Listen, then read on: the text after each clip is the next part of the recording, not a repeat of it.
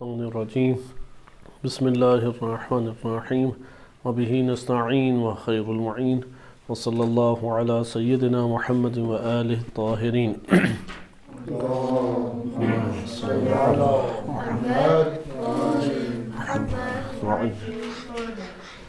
امام حسین علیہ السلام کی ولادت بسعادت کی مناسبت سے تمام مومنین کی خدمت میں ہدیہ تہنیت و تبریک عرض ہے۔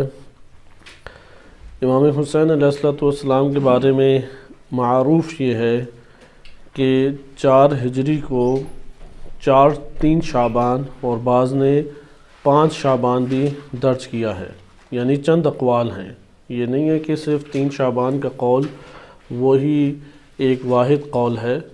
ایک قول ہے کہ 5 شعبان، اس کو سید ابن طوس نے 5 شعبان کو زیادہ فوقیت دی ہے کہ امام حسین علیہ السلام کی ولادت بسعادت 5 شعبان کو ہوئی۔ دوسرا قول ہمارے پاس آ جاتا ہے جو کہ بعض کتب میں وارد ہوا ہے کہ 3 شعبان کو امام حسین علیہ السلام کی ولادت ہوئی۔ تیسرا قول اس حوالے سے ہے کہ ربیع الاول 3 ہجری کو ربیع الاول کے مہینے میں امام حسین علیہ السلام کی ولادت ہوئی، البتہ یہ قیل کے ساتھ ہے اور اس کے زیادہ اعتبار نہیں ہے۔ اعتبار جس کا ہے وہ یہی شعبان کا مہینہ 4 ہجری شعبان، اب 3 ہے یا 5 اس میں ایک اختلاف پایا جاتا ہے۔ امام حسین علیہ السلام اور امام حسن مجتبیٰ علیہ السلام، ان کی ولادت بسعادت کو اس لیے بھی عالم اسلام میں اہمیت حاصل ہے کہ گھرانہ رسول صلی اللہ علیہ وسلم میں پہلی خوشی تھی ایک طویل مدت کے بعد کہ مکے کی زندگی کی جو مشکلات تھیں، مدینے میں پھر جب منتقل ہوئے، اسلامی ریاست کا قیام ہوا، جنگ بدر لڑی گئی، تو یہ سارے کے سارے ایسے واقعات ہیں کہ جس میں ایک دباؤ اور ایک تنگی اور ایک سختی کا ماحول تھا۔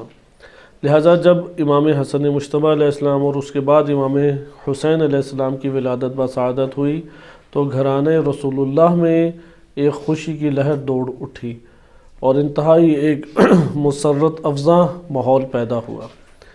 امام حسین علیہ السلام کی ولادت کو ایک امتیاز حاصل ہے۔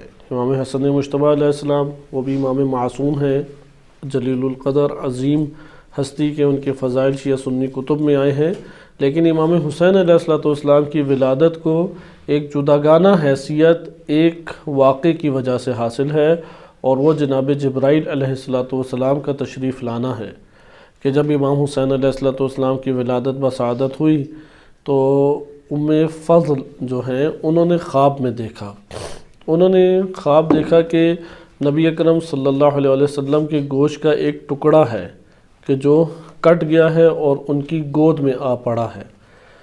یہ اہل سنت کتب میں بھی واقعہ وارد ہوا ہے کہ ام الفضل جناب عباس بن عبد المطلب نبی صلی اللہ علیہ وسلم کے چچا کی زوجہ ہیں، یعنی چچی ہیں، نبی اکرم صلی اللہ علیہ وسلم کی چچی ام الفضل، انہوں نے خواب دیکھا کہ نبی اکرم صلی اللہ علیہ وسلم کے جسم کا ایک ٹکڑا وہ کٹتا ہے اور کٹ کے ان کی گود میں گر جاتا ہے، تو بڑی پریشان اٹھتی ہیں اور نبی اکرم صلی اللہ علیہ وسلم کے پاس حاضر ہو کے انہوں نے دریافت کیا اس کی تعبیر کہ میں نے آپ کو دیکھا، آپ کے گوشت کا ایک ٹکڑا میری جھولی میں آ کے گرا ہے۔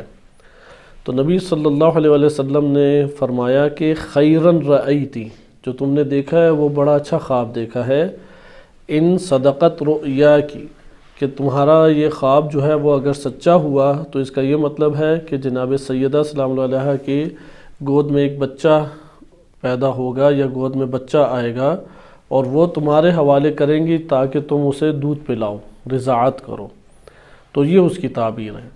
اور پھر ہوا بھی اسی طریقے سے کہ جب جناب سیدہ سلام اللہ علیہا امام حسین علیہ السلام متولد ہوئے ان سے، تو ام الفضل کے ہی حوالے کیا گیا اور اس طرح سے پھر آگے واقعہ ہے۔ بہرحال بقیہ واقعہ ترک کرتے ہیں، اس میں اور بھی چند چیزیں ہیں، اسی واقعے کا ایک تسلسل ہے اور چند واقعات ہیں اس ضمن میں۔ ایک تو یہی ہے کہ یہ امام حسین علیہ السلام کی ولادت ہوئی اور ولادت کا پھر بقیہ واقعہ بھی موجود ہے، اور الفضل جو ہیں وہ وہاں پہ موجود تھیں، اور نبی صلی اللہ علیہ وسلم کے پاس جب لایا گیا تو وہاں پہ رسول اللہ نے گریہ فرمایا۔ یہ جو نبی صلی اللہ علیہ وسلم کے گریہ فرمانا اور رونے کا واقعہ ہے، یہ متعدد واقعات ہیں اور شیعہ سنی دونوں کتب میں معتبر احادیث سے آئے ہیں۔ یعنی ابھی امام حسین علیہ السلام شہید نہیں ہوئے، نبی صلی اللہ علیہ وسلم ان کے واقعے کا تصور کر کے، کیونکہ واقعہ ابھی وجود ہی نہیں آیا ہے اس لیے تصور کہا جائے گا، اس واقعے کا تصور کر کے گریہ فرماتے ہیں۔ اس لیے نبی صلی اللہ علیہ وسلم کی یہ سنت ہے کہ امام حسین علیہ السلام کے مصائب کا تصور کر کے گریہ کیا جائے، چاہے وہ واقع ہوں یا واقع نہ ہوں۔ اور اہل سنت میں بھی بہت سے علماء اس بات کے قائل ہیں کہ اگر گریہ انسان پہ طاری ہو تو امام حسین علیہ السلام کے لیے گریہ کرنا چاہیے، کیونکہ نبی صلی اللہ علیہ وسلم نے اس وقت گریہ فرمایا کہ جب کربلا کا واقعہ نہیں ہوا تھا۔ تو اس سے یہ استنباط کرتے ہیں کہ واقعہ ہو یا نہ ہو، اس کا تصور کر کے غم حسین کے لیے گریہ کرنا چاہیے۔ اس کا خلاصہ بیان کرتا ہوں تاکہ ہم اپنے مورد میں پہنچ سکیں، جو آج کے موضوع بحث آپ کے سامنے چند نکات بیان کرنا مقصود ہے۔ اس میں سب سے پہلی چیز یہ ہے کہ امام حسین علیہ السلام کی ولادت بسعادت ہی حق اور باطل کے مبارزے کو عیاں کرنے والی ہے۔ لہٰذا امام حسین علیہ السلام کی اگر شخصیت کو لے کے کوئی رسم ایجاد کر بیٹھے اور ان مقاصد کو فراموش کر دے تو یہ انتہائی ظلم کی بات ہے کہ جو مقاصد نبی صلی اللہ علیہ وسلم یا امام حسین علیہ السلام نے اپنے خطبات میں ارشاد فرمائے، کیونکہ جس ہستی کا اس دنیا کے اندر آنا ہی وہ حق اور باطل کے معرکے کی علامت بن جائے اور پوری زندگی اسی کے اوپر اس کی اس ذات اور اس شخصیت کی زندگی اسی سے عبارت ہو، اس کے تمام ان کارناموں اور تمام کے تمام ان عظیم جو انہوں نے اقدامات کیے، عظیم تحرکات کو برپا کیے، اسے فراموش کر کے ایک رسم بنا دیا جائے فقط، یا ایک بہانہ بنا کے اس کے لیے مختلف طرح کے خوشیاں، اپنے علاقائی خوشیاں برپا کی جائیں، تو یہ فقط ایک غیر مناسب چیز ہے۔ لہٰذا امام حسین علیہ السلام کی ولادت بسعادت، جہاں خوشی ہے وہاں غمی بھی ہے اس میں۔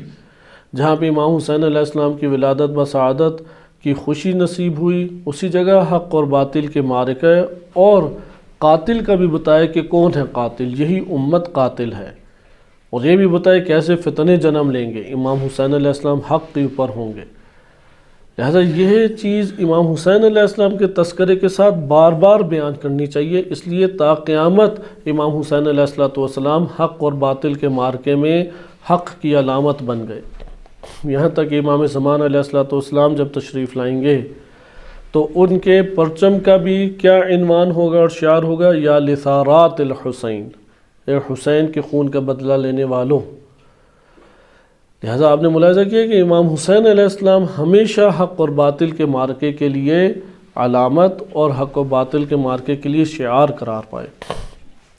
تو اس میں لہوف سے میں آپ کے سامنے چند چیزیں اس میں پڑھتا ہوں کہ سید ابن طاؤس رحمۃ اللہ علیہ کی معروف ترین کتاب ہے، جس کے اوپر علماء کا بڑا اعتماد بھی ہے، اور سب سے مناسب ترین امام حسین علیہ السلام کے حالات اسی کتاب میں وارد ہوئے ہیں۔ لہوف جو مقتل حسین کے نام سے غالباً اردو ترجمہ بھی ہو چکی ہیں۔ اس میں فرماتے ہیں کہ نبی صلی اللہ علیہ وسلم کے پاس جب لایا گیا اور انہوں نے اپنی گود میں جب ان کو اٹھایا تو گریہ فرمایا، تو ام الفضل کہتی ہیں میں نے پوچھا کہ آپ کیوں گریہ فرما رہے ہیں؟ تو رسول اللہ نے اس وقت فرمایا کہ ان جبرائیل آتانی، جبرائیل میرے پاس آئے ہیں، فاخبرنی، اور مجھے یہ خبر دی ہے، ان امتی تقتل ولدی ھذا، اس بچے کو، اس تمہارے بیٹے کو تمہاری امت قتل کرے گی۔ لا انالہم اللہ شفاعت یوم القیامہ، یا لا انالہم اللہ شفاعت یوم القیامہ، کہ روز قیامت میری شفاعت ان قاتلین کو کسی صورت بھی نہیں پہنچے گی۔ یہی وہ قاتلین کے بنیادی اسماء ہیں جو زیارت عاشوراء میں موجود ہیں، اور اسی کے اوپر آج اعتراض کیا جاتا ہے کہ کیوں ان قاتلین کا نام لے کے ان سے اظہار برات کیا جاتا ہے۔ جبکہ امام حسین علیہ السلام کے قاتلوں سے اظہار برات نبی صلی اللہ علیہ وسلم نے فرمایا۔ اہل سنت کی صحیح سند روایات، مکتب تشیع کی معتبر ترین روایات میں یہ وارد ہوا ہے۔ خلاصہ کلام یہ امام حسین علیہ السلام کی ولادت با سعادت کے ساتھ ہی مبارزے کا اور فتنوں کی طرف اشارہ موجود ہے، یعنی نبی صلی اللہ علیہ وسلم جب رحلت فرما رہے ہیں تو امت کے درمیان ایسے حالات پائے جاتے ہیں، ایسی فضا پائی جاتی ہے کہ جو اہل بیت علیہ السلام کے مخالف قدم اٹھائے۔ ایسا نہیں ہے کہ اس دور میں کوئی ایسے آثار اور ایسے حالات نہیں تھے۔ دوسرا واقعہ جو کہ موجود ہے اور وہ ہے کئی فرشتوں کا کہ جب ایک روایت میں وارد ہوا ہے اور سید ابن طوس رحمۃ اللہ علیہ نے اس کو نقل بھی کیا ہے، تھوڑی طویل ہے، اس کو ہم ترک کرتے ہیں کہ چند فرشتے امام حسین علیہ السلام کی ولادت با سعادت کے وقت نبی صلی اللہ علیہ وسلم کے پاس آئے۔ تقریباً 12 فرشتے تھے اور مختلف صورتوں میں تھے۔ مثلاً ایک ان میں سے جو پہلا فرشتہ تھا صورت الاسد، شیر کی صورت میں تھا، وثانی صورت الثور، وہ بیل کی صورت میں تھا، والثالث علی صورت التنین، تنین کہتے ہیں یا تنین اژدہا کو کہتے ہیں، اڑنے والا اژدہا نہیں ہوتا، کارٹونوں میں آپ نے دیکھا ہوگا، چلنے والا یا اڑنے والا ہر دو کو اژدہا کہتے ہیں، جس سے وہ آگ نکلتی ہے۔ اور چوتھا جو تھا آدم علیہ السلام کی اولاد کی صورت میں تھا، اور بقیہ 8 جو ہیں مختلف صورتوں میں تھے۔ مثلا بعض کے چہرے لال تھے، بعض گریہ آنکھیں ان کی رو رہی تھیں، اور بعض نے اپنے پروں کو پھیلایا ہوا تھا، اور وہ سب کے سب کہہ رہے تھے کہ اے محمد سینزل بولدک الحسین بن فاطمہ، کہ فاطمہ کے فرزند حسین جو آپ کے بیٹے ہیں ان کے ساتھ وہ نازل ہوا ہے کہ جو قابیل کی جانب سے حابیل کے لیے نازل ہوا، کیونکہ قابیل نے حابیل کو قتل کیا تو باہر سے کوئی فرد آ کے نہیں جنہیں امام حسین کو قتل کرے گا، آپ ہی کی امت جو آپ ہی کے سے تعلق رکھتی ہے، یعنی قابیل آدم سے تعلق رکھتے تھے، انہوں نے حابیل کو قتل کیا، اسی طرح جو آپ سے تعلق رکھنے والی امت ہے وہی امام حسین علیہ السلام کو قتل کرے گی۔ تو بقیہ اس طرح سے وہ روایت آگے ہے، یہاں پہ بقیہ حصہ ہم ترک کرتے ہیں، اور کیونکہ سید ابن طوس رحمۃ اللہ علیہ نے وہ روایات جمع کی ہیں کہ جو امام حسین علیہ السلام کی ولادت اور نبی صلی اللہ علیہ وسلم کی گریہ کے اوپر مشتمل ہیں۔ امام حسین علیہ السلام 3 شعبان ہم قرار دیں یا 5 شعبان، کوئی خاص فرق نہیں ہے۔ رجب کے بعد شعبان عموماً آتا ہے۔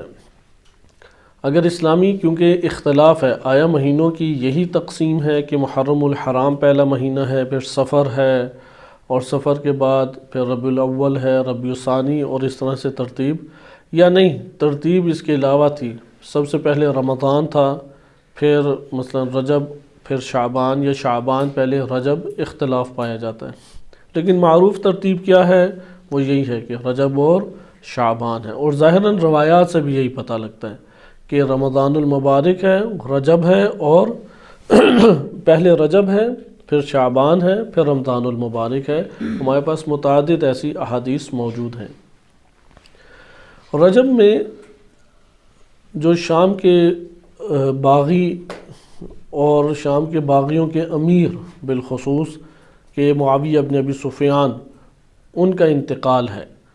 رجب کی کس تاریخ کو ہے اس میں اختلاف پایا جاتا ہے، اہل سنت کتب میں، شیعہ کتب میں تو یہ امور وارد نہیں ہوئے، تاریخ میں وارد ہوئے ہیں، اور مکتب تشیع کے بزرگان نے جو اس حوالے سے نقل کیا ہے وہ وہی اہل سنت کی تاریخی کتب سے نقل کیا ہے۔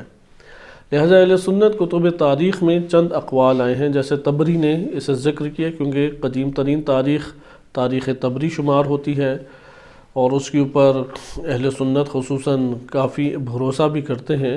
اسی میں مختلف اقوال ہیں، ان میں سے ایک قول ہے کہ 15 رجب کو معاویہ بن ابی سفیان کا انتقال ہوا، بعض کے مطابق ہے کہ 10 رجب کو، اور ایک قول ہے کہ 22 رجب کو ہوا، اور 22 رجب جو ہے وہ بعض ہمارے حلقہ جات میں شہرت رکھتی ہے، اہل سنت میں ہی خاص شہرت ہے، اور اسی طرح مکتب تشیع میں بھی یہی شہرت ہے کہ 22 رجب کو معاویہ ابن ابی سفیان کی وفات ہوئی۔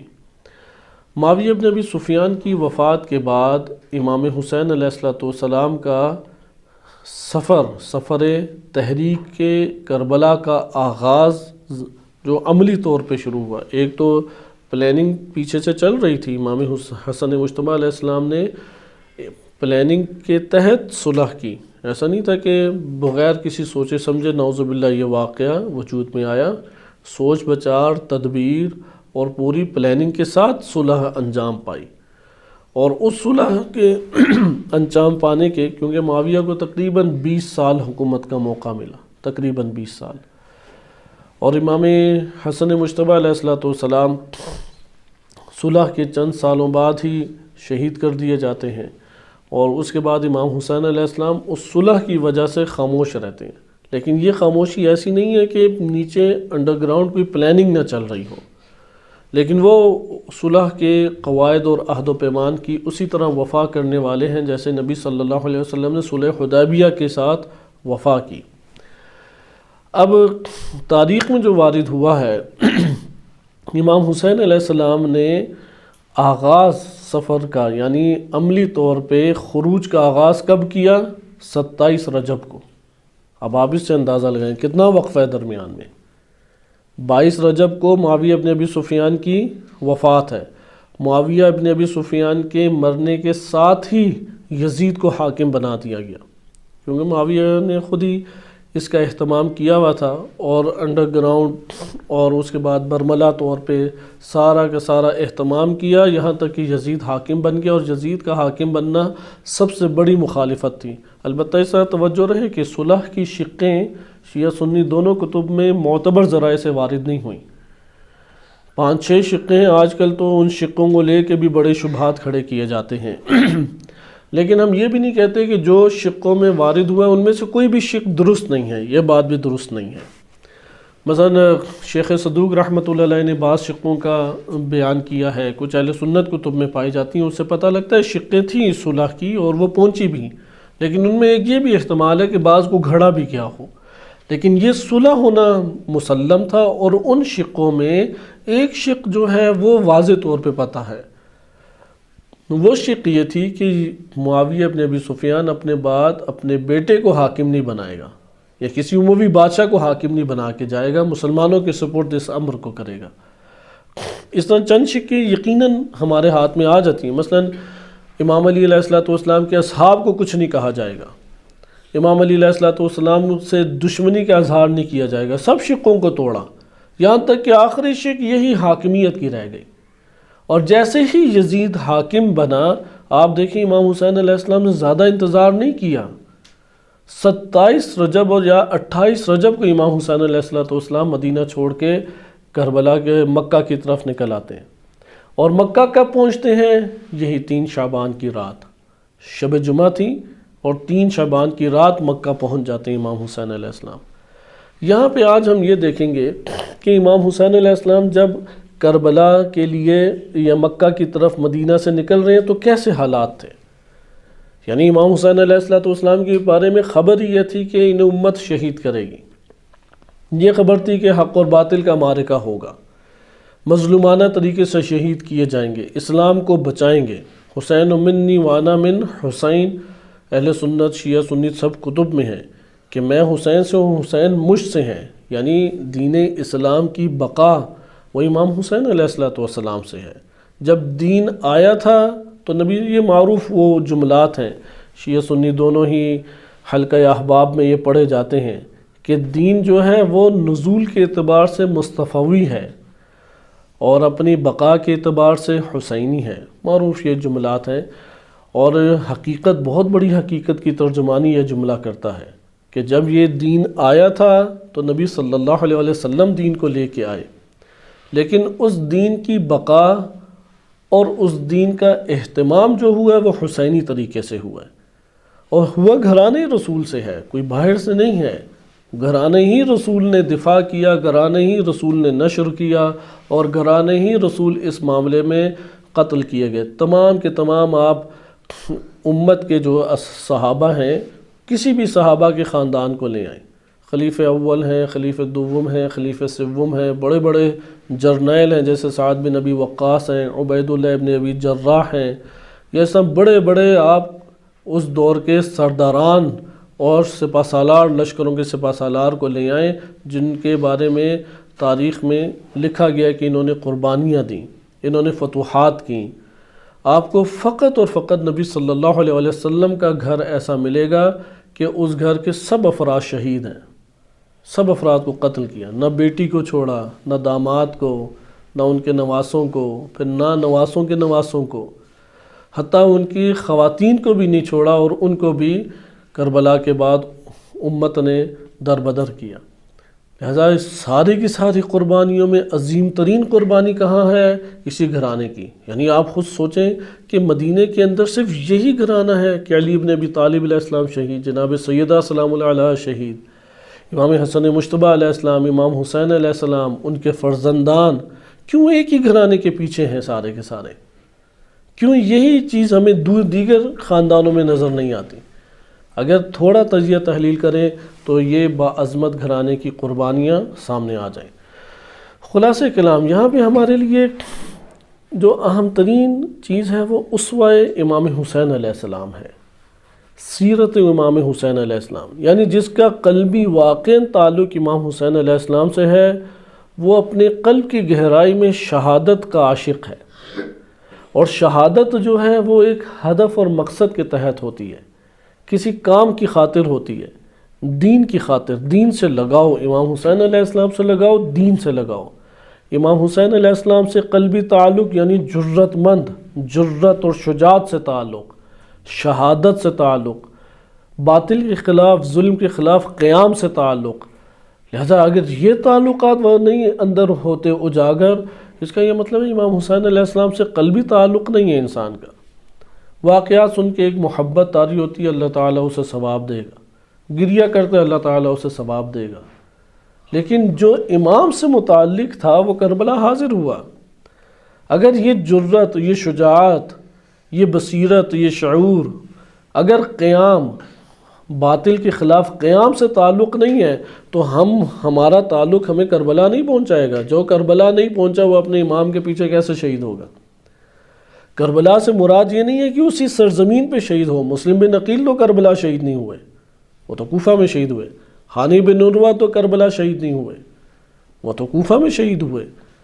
یعنی اپنے امام کے اہداف کی خاطر، جیسے دعائے عہد میں والسابقین الی ارادتہم والمستشہدین بین ایدیہم، جتنے پیچھے ہیں ان میں پیچھے بھی کئی اوصاف ہیں، ممتثلین لأوامرہ یا والذابین عنہ، لیکن سابقین الی ارادتہ کو ملایا گیا ہے کہ والمستشہدین بین یدی، یعنی اے پروردگار میرا شمار ان افراد میں تو قرار دے، مجھے ان افراد میں تو شمار فرما کہ جو امام کے ارادے دیکھ کے سبقت کرتے ہیں۔ ہاں کہ امام کی زبان سے دستور جاری ہو، امام فرمائیں، اعلان کریں، خطبے دیں، مکتوبات لکھیں، پھر جا کے میں نکلوں۔ وہ امام کے ارادے دیکھ کے اقدام کر دیتا ہے۔ اس لیے بعض اصحاب ہمیں معلوم ہے کہ بعض جیسے بریر بن خزیر کے بارے میں وارد ہوا ہے، انہیں یہ خبر ملی امام حسین علیہ السلام مکہ میں ہے، وہ کوفہ سے مکہ پہنچ گئے۔ وہ سابقین الی ارادتہم، ان کی نظر ارادہ حسین علیہ السلام پر تھی۔ شیعہ یہ ہوتا ہے کہ اس کی نظر امام حسین علیہ السلام کے ارادے پر ہوتی ہے۔ امام زمان علیہ السلام کے ارادے پہ امام زمان علیہ السلام کا کیا ارادہ ہے؟ آیا ظلم و ستم کے خلاف قیام ہے یا نہیں؟ باطل کے خلاف قیام ہے یا نہیں؟ دین کے غلبے کا ان کا ارادہ ہے یا نہیں؟ وہ ارادے کو دیکھ کے قدم اٹھا لیتا ہے، ارادے کو دیکھ کے سبقت کرتا ہے، اور جو سست ہوتا ہے وہ پڑا رہ جاتا ہے۔ یہ امام علی علیہ السلام کے سب سے بڑے غم کیا تھے؟ امت کا سست ہونا، سستی۔ وہ کہتے تھے وہ دیکھو تمہارے مقابلے میں شام کے باغی کیا ہیں اور تم لوگ کیا ہو۔ اگر آج آپ اپنے بھی جائزہ لیں اپنے معاشرے کا، یا ہم اپنے اندر کا جائزہ لیں، ہمیں سستی کے علاوہ کچھ نظر نہیں آتا۔ یہ نہیں چاہتے کہ امام حسین علیہ السلام سے محبت نہیں ہے، ہمیں امام حسین علیہ السلام سے محبت ہے، ممکن ہے ان کی راہ میں جان قربان کرنے کے لیے بھی قدم اٹھائیں۔ مسئلہ کیا ہے؟ سستی کی وجہ سے۔ سستی کی وجہ سے قدم نہیں بڑھاتے، سستی کی وجہ سے اقدام نہیں کرتے، نہ تبلیغات، نہ نشریات، نہ مراسم کا اہتمام، نہ کسی اور چیز کے لیے قدم بڑھا، سستی۔ امام حسین علیہ السلام کے دور میں بھی سستی معاشرے کے اندر ایک بہت بڑا عنصر بن گئی، لہٰذا سستی کو ہم لوگ کوئی منفی چیز زیادہ نہیں سمجھتے، ایک عام سی ہلکی سی چیز، لیکن ائمہ علیہ السلام کی فہرست میں جس نے دشمنی کی اہل بیت سے، سر فہرست سستی ہے۔ اس لیے سستی نے لوگوں کو ہلاک کیا، سستی نے امت کو تباہ کیا۔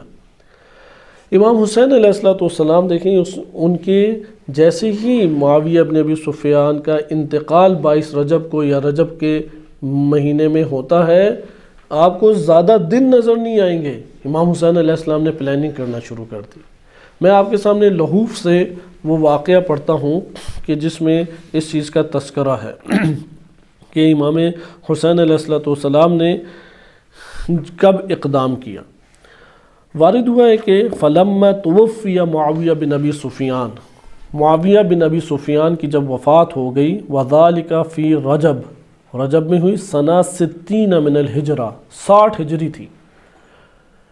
امام حسین علیہ السلام نے معاویہ بن ابی سفیان کی وفات کے 2-3 مہینوں بعد نہیں شروع کیا سفر، فوراً، یعنی پہلے سے ہی تیار بیٹھے تھے، آمادہ اور تیار بیٹھے تھے، اور فوراً اقدام کرنا ہی گویا کہ چاہتے تھے۔ کتب یزید بن معاویہ الی الولید بن عتبہ، ولید بن عتبہ کہ وہی شخص ہے جس کو اہل سنت صغار صحابی کہتے ہیں، چھوٹے صحابہ میں شمار کرتے ہیں، جس کی وجہ یہ ہے کہ کوفہ کے اندر مسجد کوفہ میں بیٹھ کے شراب پینے والا اور شراب پی کے نمازیں پڑھانے والا یہی شخص تھا، ولید بن عتبہ یا عتبہ۔ ولید بن عتبہ جو ہے یہ اموی خاندان سے تعلق رکھتا تھا، بہرحال اس کی بقیہ تاریخ آپ جانتے ہیں۔ معاویہ کے یزید کے دور میں مدینہ کا گورنر اسی کو بنا دیا گیا، اسی کو مدینہ کا گورنر بنایا گیا۔ ولید بن عتبہ کا جہاں تک تعلق ہے، وہ مدینہ کا امیر تھا، اور یزید نے خط لکھ کے حکم دیا کہ امام حسین علیہ السلام سے بیعت لو۔ امام حسین علیہ السلام سے بیعت کا مطالبہ آسان کام نہیں تھا۔ انہی ایام میں مروان بھی مدینہ میں موجود تھا۔ مروان وہ تھا کہ جس کو نبی صلی اللہ علیہ وسلم نے ممنوع قرار دیا تھا کہ اسے مدینہ میں نہیں ہونا چاہیے، اس کا داخلہ ممنوع ہے مکہ اور مدینہ میں، لیکن خلیفہ سوم نے اپنے داماد بنانے کے بعد ان کو مدینہ میں منتقل کیا، تو مروان بھی ادھر موجود تھا، ولید بن عتبہ بھی وہاں پر موجود تھا، اور اس طرح سے دیگر اموی حضرات بھی۔ اب یزید بن معاویہ نے لکھ دیا کہ امام حسین علیہ السلام سے بیعت لی جائے، اور بقیہ اہل مدینہ سے بھی بیعت لی جائے۔ اور آپ جانتے ہیں کہ مدینہ والوں میں سب نے بیعت کی، آغاز میں جبری طور پہ بیعت ہوئی، امام حسین علیہ السلام نے بیعت نہیں کی، اور اس کے بعد مدینہ والوں نے بیعت توڑ دی، اور صرف ایک شخصیت ہے کہ جس نے بیعت نہیں توڑی، پورے مدینہ میں صرف ایک شخصیت، شیعہ سنی دونوں کتب میں وارد ہوا ہے، اور وہ خلیفہ دوم کے بیٹے عبداللہ ابن عمر ہیں۔ بلکہ انہوں نے لوگوں کے درمیان کھڑے ہو کے باقاعدہ خطبے دیے اور ابھارا کہ یزید کی بیعت کرو، میں نے رسول اللہ سے سنا ہے کہ جو شخص بیعت کے بغیر مر گیا وہ جاہلیت کی موت مرا۔ تب یہ ساری کی ساری حدیثیں یاد آ گئیں۔ لہذا آپ ادھر اندازہ لگائیں، تفاوت دیکھیں۔ یہ وجہ ہے کہ امام حسین علیہ السلام جس امت میں اسوہ قرار پائیں، وہاں پہ کسی دور کا یزید قبول نہیں ہے، اور جس امت سے امام حسین علیہ السلام بطور اسوہ ہٹ جائیں، وہاں پہ عبداللہ ابن عمر بھی مقدس ترین شخصیت کے سامنے کے طور پہ سامنے آ جاتا ہے۔ لہذا یہاں پہ آگے دیکھیں، وَيَقُولُ لَهُ، یزید نے یہ لکھا تھا کہ ان ابا علیہ کا، اگر امام حسین علیہ السلام انکار کریں، فَضْرِبْ عُنُقَهُ، تو فوراً قتل کر دو، وَبْعَثْ إِلَيَّ بِرَأْسِهِ، اور مجھ تک ان کا سر پہنچاؤ۔ یعنی امام حسین علیہ السلام کو اس چیز کا شدید خطرہ لاحق تھا کہ مدینہ میں یا مکہ میں یا راستے میں کہیں شہید کر دیے جائیں۔ امام حسین علیہ السلام اپنی تحریک کو اور اپنے سفر کو کربلا تک پہنچانا چاہتے تھے، اس لیے انہوں نے پلاننگ ساری اسی طرح کی۔ ہر وہ جگہ جہاں پہ امام حسین علیہ السلام کو اغوا کر کے قتل کیا جا سکتا تھا وہاں پہ امام حسین علیہ السلام نے اقدامات کیے، کیونکہ یزید کا حکم آ چکا تھا کہ اگر انکار کریں تو فوراً قتل کرو اور سر پہنچاؤ مجھ تک۔ فاحذر ولید مروان بن حکم، بلا لیا مروان بن حکم کو ولید نے، واستشارہ فی امر الحسین، امام حسین علیہ السلام کے بارے میں مشاورت کی۔ اب آپ مہینوں کے انداز دیکھیں، 3 شعبان تو مناتے ہیں، اصولاً تو یہ منانا چاہیے 3 شعبان کو مکہ میں پہنچے تو کیا فرمایا، 27 رجب یا 28 رجب یہ بعثت کے ایام ہے، تو امام حسین علیہ السلام نے کس طرح سے بعثت کو وجود دیا، کس طرح امت میں تحرک کو برپا کیا۔ بعثت کو وجود دینا چاہیے، اسی رات کی مناسبت سے بعثت امام حسین علیہ السلام جو امت کے درمیان انہوں نے تحرک ایجاد کیا اسے بیان کیا جائے۔ بالفاظ دیگر اگر ظالم جابر طواغیت اور حاکم آ جائیں تو آنے کے بعد اتنی ہی تیزی سے قدم اٹھانا چاہیے جس طرح سے امام حسین علیہ السلام نے قدم اٹھایا، یعنی کئی مہینے اور کئی سال نہیں، اگر مواقع پیدا ہو جائیں تو 2-3 دن میں اس اقدام کو برپا کر دینا چاہیے۔ اس لیے امام حسین علیہ السلام نے 22 رجب اور 27-28 رجب کے درمیان آپ فاصلہ دیکھیں، 5-6 راتوں کا دنوں کا فاصلہ ہے۔ آگے دیکھیں اب یہ 5-6 دنوں میں کیا ہو رہا ہے، امام حسین علیہ السلام 27-28 رجب کو چل پڑے مکہ کی طرف، یہ جو 5-6 دنوں میں سب ہو رہا ہے اس کو آپ دیکھیں۔ فقال انه لا يقبل، مروان نے کہا کہ حسین تو قبول نہیں کریں گے، وَلَوْ كُنْتَ مَكَانَكَ لَضَرَبْتُ عُنُقَهُ، اگر تمہاری جگہ کے اوپر وہ ہوں تو یہ ہو سکتا ہے کہ میں ان کی گردن اڑا دوں۔ یعنی اب پلاننگ انہوں نے کیا کی، امام حسین علیہ السلام کو ادھر بلائیں اور بلانے کے بعد ان کی گردن اڑائی جائے۔ فقال الولید لیتنی لم اکو شیئا مذکورا، کہ اب یہ کام اتنا بڑا اور مشکل تھا تو ولید کہتا ہے کہ کاش میں کچھ ہوتا ہی نہ، یعنی پیدا ہی نہ ہوا ہوتا، بہتر تھا یہ جو میرے اوپر یہ کام سونپ دیا۔ ثم بعث الی الحسین، پھر امام حسین علیہ السلام کو پیغام بھجوایا، تو امام حسین علیہ السلام فجاءہ فی 30 رجلا من اہل بیتہ و موالیہ، امام حسین علیہ السلام بنی ہاشم اور اپنے شیعوں کے 30 بندوں کے ساتھ آئے، ولید کے پاس آئے۔ فنع الولید الیہ معاویہ، معاویہ کی خبر سنائی موت کی۔ فعرض علیہ البیع لیزید، اور یزید کی بیعت کا اس نے گزارش کی اور فوراً عرض کیا کہ یزید کی بیعت کریں۔ فقال، امام حسین علیہ السلام نے فرمایا، ایہا الامیر، اے امیر، ان البیعۃ بیعۃ لا تکون سرا، بیعت پوشیدہ نہیں ہوتی، میں ادھر بیعت نہیں کروں گا، پوشیدہ نہیں ہوتی، ولیکن اذا دعوت الناس غدا فادعنا معهم، ہاں اگر آپ لوگوں کو کل بلاتے ہیں ہمیں بھی تب دے دیں، تب میں آپ کو بیان کروں گا، خفیہ کوئی بیعت نہیں ہوتی۔ تو مروان نے کہا اسی ٹائم، فقال مروان لا تقبل ایہا الامیر عذرہ، اے امیر امام حسین علیہ السلام کا عذر قبول نہ فرمائیں، ادھر ابھی رکھیں کہ یا زندگی چاہتے ہو یا بیعت کرو۔ وَمَتَى لَمْ يُبَايِعْ فَاضْرِبْ عُنُقَهُ، اگر یہ بیعت نہیں کرتے تو گردن اڑا دیں امام کی۔ فغضب الحسین علیہ السلام، امام حسین علیہ السلام شدید غضبناک ہو گئے۔ ثم قال ویلی علیک یا ابن زرقا، اے فرزند زرقا کہ تیرے لیے ہلاکت ہو، انت تأمر بالضرب عنقی، کہ تم حکم دیتے ہو کہ میری گردن جو ہے وہ اڑائی جائے۔ کذبت واللہ ولئمت، کہ قسم بخدا تم جھوٹے ہو اور تمہارے اوپر تمہاری یعنی تکذیب کی گئی ہے، یا تم جھوٹ بولنے والے ہو اور ملامت کیے گئے ہو، اللہ کی طرف سے ملامت کیے گئے ہو۔ ثم قال، ثم اقبل علی الولید، پھر ولید کی طرف امام حسین علیہ السلام بڑھے اور فقال، اور کہا، ایہا الامیر، اے امیر، ان اہل بیت النبوہ و معدن الرسالہ و مختلف الملائکہ، ہم نبی صلی اللہ علیہ وسلم کے گھرانے کے اہل بیت نبوت ہیں اور رسالت کا معدن ہے، یعنی رسالت کے سارے معدن ہمارے پاس سینے میں موجود ہیں۔ ومختلف الملائکہ، ملائکہ کے آنے جانے کی جگہ ہم ہیں۔ وبنا فتح اللہ، ہمارے ذریعے سے اللہ نے کھولا، وبنا ختم اللہ، اور ہمارے ہی ذریعے سے اللہ اختتام کرے گا۔ وَيَزِيد رَجُلٌ، یہ امام حسین علیہ السلام کا سیاسی موقف ہے، اپنے دور کے حکمران کے بارے میں امام حسین علیہ السلام کا موقف۔ امام کی نظر جو ہے وہ یزید کے باقاعدہ کردار پر تھی۔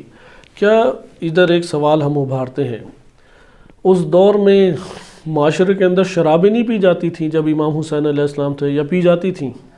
پی جاتی تھیں۔ کیا زنا نہیں ہوتے تھے؟ قتل و غارت نہیں ہوتی تھی؟ سارے ہوتے تھے۔ چوری چکاری نہیں ہوتی تھی؟ امام حسین علیہ السلام نے معاشرے کے مسائل میں سب سے پہلا مسئلہ حاکم کا اٹھایا یا معاشرے کے دیگر مسائل اٹھائے؟ یعنی ہم اپنے علاقوں میں جا کے بولیں کہ ہمارے علاقوں میں نشہ پھیل رہا ہے، چوریاں ہو رہی ہیں، فلاں کام ہو رہے ہیں، کیبلوں پہ یہ چیزیں آ رہی ہیں، یہ مسئلہ زیادہ حساس ہے یا یہ مسئلہ زیادہ حساس ہے کہ یزید جیسے کردار کا حاکم ہمارے درمیان موجود ہے؟ یعنی حاکم کے ظلم و ستم اور اس کے فسق و فجور کے اوپر برملا طور پہ پہلے موقف پیش کیا جائے، یا معاشرے کے اندر جو جرائم پھیلے ہوئے ہیں؟ کیونکہ جرائم جو معاشرے میں پھیلے اس کے اصل سرغنہ یہی حاکم ہے۔ حاکم کنٹرول ہوگا تو معاشرے کے جرائم کنٹرول ہوں گے۔ یعنی معاشرے کے جرائم، ہمارے پاس دو ہی صورتیں معاشرے سے برائیاں ختم کرنے کی، چاہتا تو ہر کوئی ہے، بس ہم سارے چاہتے ہیں اپنے نفس سے بھی ہمارے بھی برائیاں ختم ہوں۔ اب معاشرے کے اندر تو بہت برائیاں، فحاشی پھیلتی جا رہی ہے، کرپشن ہے، خیانت ہے، دھوکہ بازی ہے، جھوٹ، قتل و غارت، ناانصافیاں، یہ پاکستان یا پوری دنیا بلکہ ایران کے اندر بھی یہ چیزیں آپ کو برملا نظر آ جاتی ہیں۔ اب یہ ہمارے پاس ایک ہے برائیوں کا مجموعہ۔ ایک برائی کا مجموعہ کیا ہے؟ جو حاکم بیٹھے ہوئے ہیں وہی فاسد ہیں، کرپٹ ہیں، نااہل ہیں، یا بے دین ہیں، یا غربی تفکر رکھتے ہیں، یا ایک فاسد اور طاغوتی تفکرات اور افکار کے مالک ہیں۔ ہم لوگ ان میں سے کس کے اوپر سب سے پہلے زبان درازی کریں، یعنی زبان کھولیں؟ اگر ہم یہ کہیں کہ معاشرے کی برائیوں پہ ٹھیک ہے وہ بھی ہونا چاہیے، لیکن یہاں پہ اب ہمارے پاس دو حل ہیں۔ آیا معاشرے کی برائیوں کو ہم حل کریں حاکم کو چھیڑے بغیر؟ ایک یہ طرز تفکر ہے، معاشرے کی برائیوں کو ختم کریں حاکم کو چھیڑے بغیر۔ ہمارا خاندان ہے، ہماری فیملیز ہیں، ہمارے علاقے والے ہیں، ان کے اندر برائیاں ختم ہوں حاکم کو چھیڑے بغیر، حاکم کو کچھ کہے بغیر۔ دوسرا تفکر نہیں، معاشرے کے اندر برائیاں ختم ہوں گی ادھر حکومت اور حاکم کے ذریعے سے۔ اگر انفرادی مسائل ہوں وہ انفرادی طریقے سے حل ہوتے ہیں، لیکن جو اجتماعی مسائل ہیں اسے تو حکومت اور گورنمنٹ اور حاکم آگے کنٹرول کرتا ہے۔ لہذا معاشرتی سطح پہ، اجتماعی سطح کے اوپر پھیلی ہوئی بیماریاں اور امراض، ان کو ختم کرنے کے لیے حکومت اور حاکم چاہیے۔ لہذا امام حسین علیہ السلام دیکھیں کس اینگل سے دیکھ رہے ہیں۔ یعنی یہاں پہ یہ نہ تصور کریں کہ بڑی غربت میں رہ رہے تھے، چراغ جلانے کے لیے تیل نہیں تھا، زراعت ہوتی ہی نہیں تھی، اور غریبوں کی طرح وہ ریاست پڑی ہوئی تھی۔ معاویہ کے دور میں ریاست بہت اوپر پہنچی، کیونکہ قیصر و کسریٰ کے طریقے شیعہ سنی متفق ہیں، کہ اس لیے اہل سنت جو ہے وہ معاویہ بن ابی سفیان کو خلفۂ راشدین میں شمار نہیں کرتے۔ کیوں شمار؟ بالاتفاق شمار نہیں کرتے، یعنی کسی سنی کو اس پہ اختلاف نہیں ہے۔ کیوں شمار نہیں کرتے؟ کیونکہ معاویہ بن ابی سفیان نے قیصر و کسریٰ کے طور طریقے عالم اسلام میں رائج کیے۔ قیصر و کسریٰ کے کیا طور طریقے تھے؟ یہ بڑا بڑا پروٹوکول تھا، بہترین بلڈنگز تھیں، اور ایک طور پہ یعنی آپ یہ کہیں کہ مذہبی تعصب کا نہ ہونا تھا۔ جو جس طرح کا مالک ہے، جس نے طواف کرنا ہے وہ جائے خانہ کعبہ میں طواف کرے، جس نے شرابیں پینی وہ شرابیں پیے، کسی کی کوئی روک تھام نہیں تھی۔ اسلامی قوانین کوئی جاری نہیں ہوتے تھے۔ اگر اسلامی قوانین جاری ہوتے تو انہوں نے تو اہل سنت نے بالخصوص امیر معاویہ کو کیا کرنا تھا؟ خلیفہ راشد بنا دینا تھا۔ اس لیے اہل سنت بالاتفاق کہتے ہیں کہ اسلامی احکام اس دور میں جاری نہیں ہوئے۔ اس لیے اس کا کیا نتیجہ نکلتا ہے؟ ہم لوگ عموماً جو ریاست سمجھتے ہیں بہترین، کہ ایک ریاست ہو جس میں ترقی یافتہ امور انجام پائے اور بڑے بہتر طور پہ وہاں پہ سوسائٹیز بنی ہوئی ہوں، مذہبی تعصب بالکل نہ ہو، کوئی شیعہ ہے تو شیعہ اپنے مراسم انجام دے، سنی اپنے مراسم انجام دے، عیسائی کو کوئی نہ چھیڑے، ہندو کو کوئی نہ چھیڑے، قادیانی کو کوئی نہ چھیڑے، ہر کوئی اگر گانے سننا چاہتا ہے ٹھیک ہے، کان میں ہیڈ فون لگائے سنتا رہے، کوئی شرابیں پینا چاہتا ہے پیتا رہے، تو کوئی ایک دوسرے کو نہ چھیڑے۔ یہ ریاست اس دور میں موجود تھی، اس لیے آپ امام حسین علیہ السلام نے حاکم پہ جو اعتراض اٹھایا اس اعتراض پہ نگاہ رکھیں گے کیا ہے۔ امام فرماتے ہیں یزید رجل فاسق، فاسق انسان ہے، فسق انجام دیتا ہے۔ فسق جو ہے وہ دو طرح کا ہوتا ہے، ایک فکری طور پہ فسق ہے اور ایک عملی طور پہ فسق ہے۔ افکار میں گمراہ ہونا فکری طور پہ فسق کہلاتا ہے، یعنی بے عقیدہ ہونا یا انحرافی افکار و نظریات کا مالک ہونا، یہ انحرافی افکار کا مالک فسق ہے۔ کوئی کہے کہ یہ کون سی فسق کی تعریف؟ ممکن ہے کہ آیا مشرک فاسق ہوتا ہے یا نہیں؟ مشرک کب بنتا ہے؟ جب وہ عقیدہ شرک رکھتا ہو، نہ کہ عملاً شرک کرے۔ سارے تو زمانوں میں بت کے سامنے کوئی لیٹا نہیں ہوتا تھا یا سجدوں میں نہیں ہوتا تھا۔ جو شرک مشرکانہ عقیدہ رکھے وہ مشرک ہے، وہ فاسق کہلائے گا وہاں پہ۔ دوسری کیا ہے؟ فسق، عملی فسق۔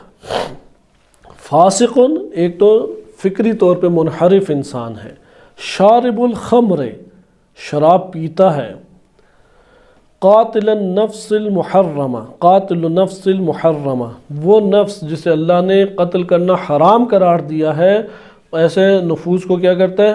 قتل کرتا ہے، یعنی اپنی سیاست بچانے کے لیے ظلم و تشدد اور قتل کرتا ہے۔ مثلا پاکستان کے اندر ایک پارٹی دوسری پارٹی کو دبائے یا اس کے بندوں کو پکڑوائے، ہمارے پاکستان میں تو عام یہ چیز چلتی ہے کہ وہاں سیاست بچانے کے لیے الزامات تراشی کرتے ہیں، پروپیگنڈا کرتے ہیں، قتل و غارت کرتے ہیں۔ یزید بھی یہی کام کیا کرتا تھا۔ معلن بالفسق، عملی طور پہ اعلانیہ گناہ انجام دیتا ہے۔ لیس لہ المنزل، لیس لہ ہذہ المنزلہ، وہ اصلاً اس قابل نہیں ہے کہ حاکم اس امت کا بن سکے۔ مثلا اگر پاکستان میں کوئی ایک فرد نہ ہو جو حاکم پر اعتراض کرے، کوئی نہ ہو، اور کوئی عالم دین نہ ہو کہ جو ضابطہ بتائے کہ حاکم کیسا ہونا چاہیے اور کون سا حاکم قبول اور کون سا غیر قبول ہونا چاہیے، حکومت سے کیا مراد ہے، کون سی حکومت آنی چاہیے، کوئی نہ بتائے، تب بھی امام حسین علیہ السلام سے تعلق رکھنے والا وہ ہر حاکم کو اس نگاہ سے دیکھے گا، آیا یہ فاسق تو نہیں ہے، آیا یہ شارب الخمر تو نہیں ہے، آیا اللہ کے حرام کردہ امور کو انجام دینے والا تو نہیں ہے۔ نہ کہ اس اینگل سے دیکھے گا کہ یہ میری جاب لگا دے گا، یہ پاکستان میں روڈیں بنا دے گا، یہ سیاحوں کو لا کے اموال بڑے سے بڑے ادھر لے کے آئے گا، خوبصورت ڈیم اور خوبصورت سوسائٹیاں بنانے لگ جائے گا، غریبوں کے پیٹ بھرنے لگ جائے گا۔ اس اینگل سے کب امام حسین علیہ السلام نے دیکھا ہے؟ امام حسین علیہ السلام نے حاکم کو دیکھنے کا طریقہ کار اپنی سیرت سے بیان کیا ہے، اور کب بیان کیا ہے؟ کہ ابھی مدینہ میں موجود ہیں۔ اور کن کے سامنے بیان کیا ہے؟ حکومت والا کے سامنے، حکام بالا کے سامنے، ولید کے سامنے، مروان کے سامنے امام حسین علیہ السلام نے جرت کے ساتھ یہ موقف اور میزان اور معیار امت کو دیا، شیعہ کو دیا۔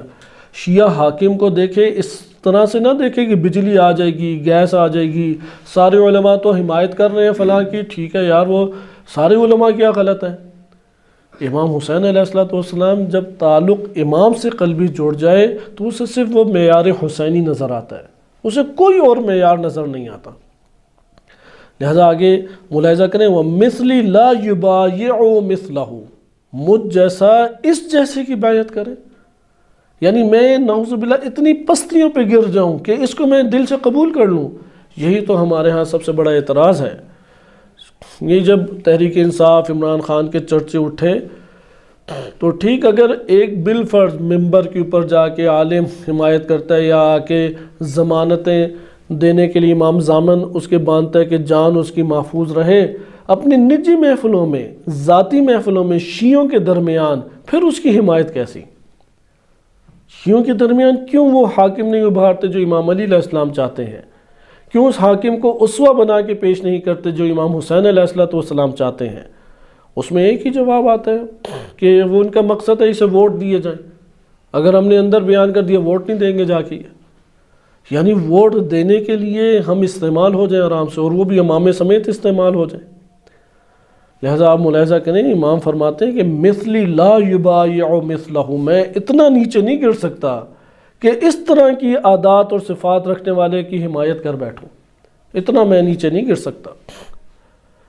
اس لیے اینگل مختلف ہیں۔ اگر ہم نے اس اینگل سے دیکھنا ہے کہ ایک حاکم آئے، کیونکہ ہم حکومت تو قائم نہیں کر سکتے، ہم تو ہیں ہی اقلیت میں۔ امام حسین علیہ السلام انہوں نے اس فلسفے کو توڑا، انہوں نے تمہارے بیوی بچے ہیں یا نہیں گھر میں، وہ بیوی بچوں کو لے کے گئے۔ پھر امام نے سیرت سے بتایا کہ بڑے بڑے کرنیل جرنیل اور بڑے بڑے عہدے والے، بڑے بڑے مجتہدین اور مراجع تمہیں روکیں گے، تو تم ان کے سامنے مت رکنا، اپنے سفر کو آگے جاری رکھنا۔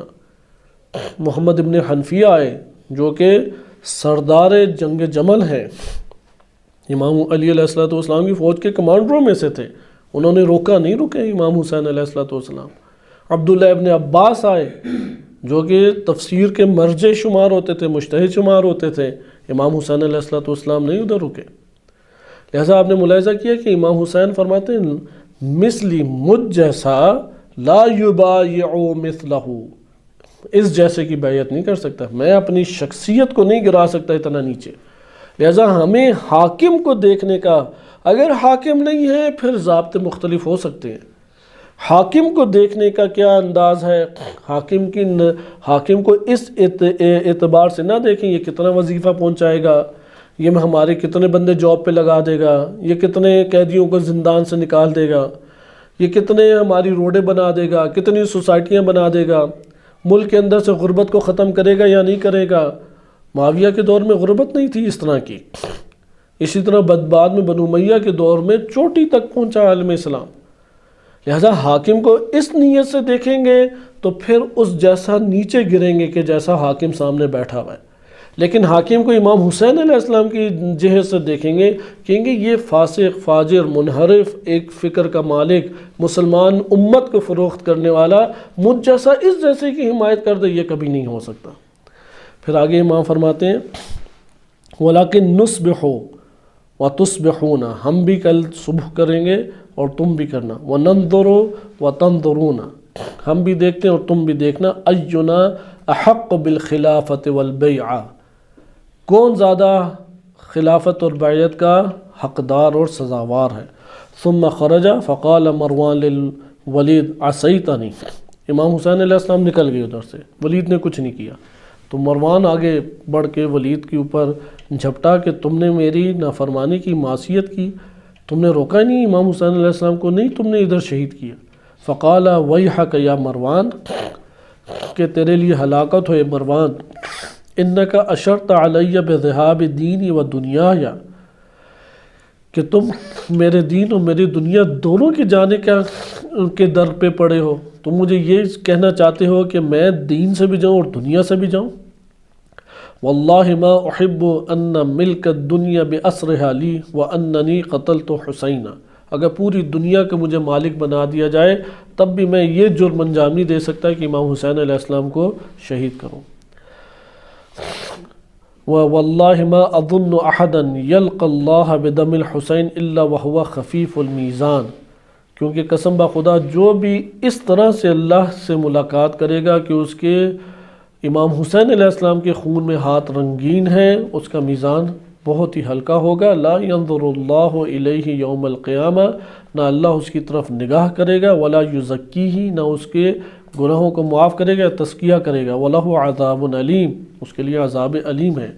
پھر امام حسین علیہ السلام وہ اگلا دن آیا اور نکلے اپنے گھر سے، یستمع الاخبار، خبریں ساری آگے پیچھے پھر رہی تھیں، تو ملاقات ہوئی مروان سے، تو مروان فقال یا ابا عبداللہ، مروان نے کہا کہ اے ابا عبداللہ انی لک ناصح، میں ایک آپ کو نصیحت کرتا ہوں، فاطعنی ترشد، میری اطاعت کرو میں تمہاری رہنمائی کروں گا۔ فقال قال الحسین، امام حسین علیہ السلام نے فرمایا وما ذاک قل حتی اسمع، تم کیا رہنمائی کرو گے ذرا بتاؤ۔ تو مروان نے کہا انی آمرک ببیعت یزید امیر المؤمنین، میں یزید امیر المومنین کی بیعت کرنے کا حکم آپ کو دیتا ہوں۔ فَإِنَّهُ خَيْرٌ لَكَ فِي دِينِكَ وَدُنْيَاكَ، یہ آپ کے دین اور دنیا دونوں کے لیے بہت بہتر ہے۔ امام حسین علیہ السلام نے وہاں پہ یہ ارشاد فرمایا، اِنَّ لِلَّهِ وَإِنَّا إِلَيْهِ رَاجِعُونَ، ہر جو مصیبت بڑی آئے اس کے لیے یہ جملہ پڑھنے کا روایات میں وارد ہوا ہے۔ حتیٰ کہ آپ کی کوئی قلم گم گیا، کوئی چیز گم گئی، یا کوئی اور جاب چلی گئی، کوئی بھی مصیبت، ہم نے تو موت کے ساتھ خاص کر دیا نا، کوئی بھی چیز، پیسے گر گئے، اِنَّ لِلَّهِ وَإِنَّا إِلَيْهِ رَاجِعُونَ۔ لیکن امام حسین علیہ السلام اس کو اتنی بڑی مصیبت سمجھ رہے ہیں کہ ادھر امت گویا کہ مر گئی۔ اگر وہ امام حسین بیعت کر لیں تو پھر تو مر گئی پوری امت، اور اس امت کے اوپر فاتحہ پڑھ دینی چاہیے۔ دین اسلام مر گیا اگر امام حسین بیعت کر لیں۔ اس لیے فرمایا اِنَّ لِلَّهِ وَإِنَّا إِلَيْهِ رَاجِعُونَ وَعَلَى الْإِسْلَامِ السَّلَامُ، پھر تو سلام کر دینا چاہیے اسلام کو کہ اللہ حافظ، کہ جاؤ اسلام، چلا گیا اسلام۔